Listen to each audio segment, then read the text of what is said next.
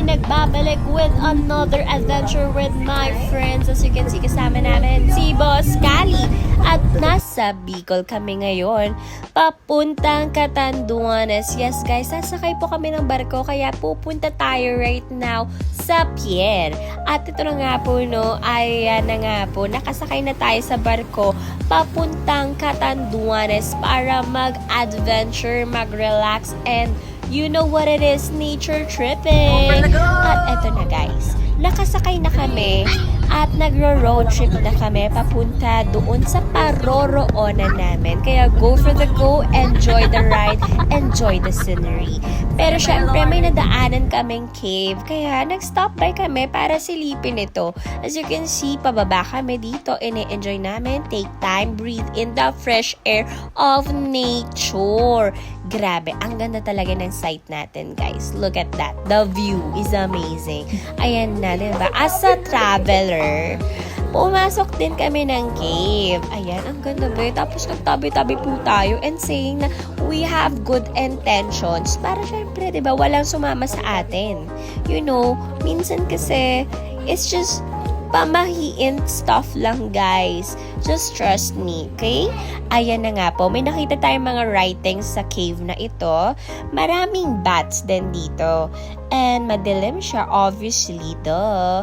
And maraming lamok. Pero natakot kami sa bats, kami mga girl lalo, mga abab. Nag-decide na, let's go for the go na, back to the road trip, to the paroroonan. Kasi natakot kami guys. Honestly, takot kami. And kaya yon, nag-decide kami na umalis na ulit. Bye-bye, ganon. So, ito na nga tayo sa paroroonan natin mga antes. Kinip ko na ang ating mga travel pa kasi eto na nga pang hinihintay natin. Island boys. Ayun ang ating mga city boys. Naging City boys. islander na sila. Island boy! OMG! Tago na sila, my goodness.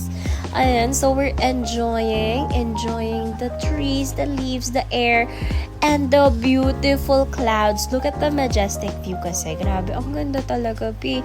At naglalakad po kami in the sand. Enjoy lang talaga. So you can see yung bata. Andyan siya, lakad-lakad with his cute hat. And after that, pumunta na kami ng falls para, you know, new scenery and enjoy the beautiful view. Ang ganda talaga. At syempre, nag-swimming ang aking mga friends while ako nagtampisaw lang because I don't know how to swim. Kita niyo yun, ang ganda ng ating shot, guys. Grabe. It's so beautiful here. Grabe. Amazing. Ang fresh. Grabe talaga. And then, another thing here, pumunta kami sa next destination natin. Mga ante, grabe dito, parang LU ang vibes, mga sis. Look at that, diba? May mga nagsasurf din dito, pero dito sa port na to, bawal mag-surfing. Kasi kita nyo naman, obviously, baka mabagok kayo dyan at, you know, baka goodbye. Pero to, enjoy it. Mama! Papa! Mama! Tinuro yung ngipin. Gago ka ba? Mama! Oh, Mary yun, be. Si Mama Mary. Mama! Say mama louder. Mama! Mama! Like Mama! that. Louder. I-shout mama. Yeah! Say, Mama! mama! Mama!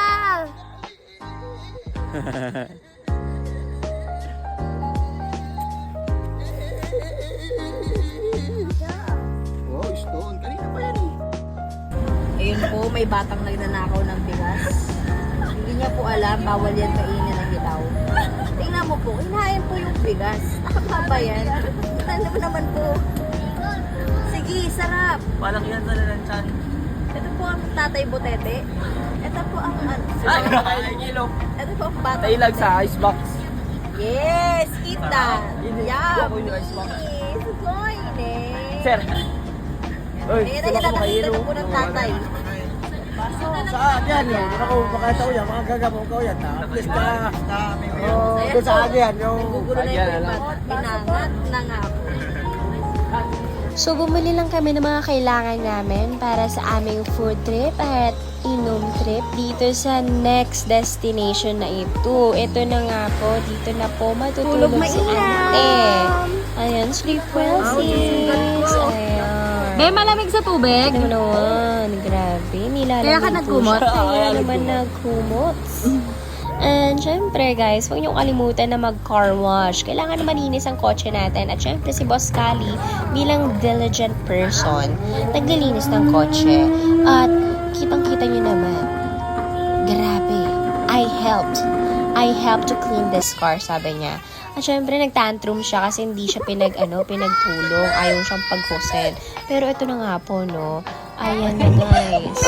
Uuwi na kami. Kaya naman, ito na ang inaping bata. Ayan, guys. Look at that. Ganyan po ang itsura ng inaping. Ganyan din ako kapag wala akong mama at papa sa tabi ko. pang-aapi sa'yo.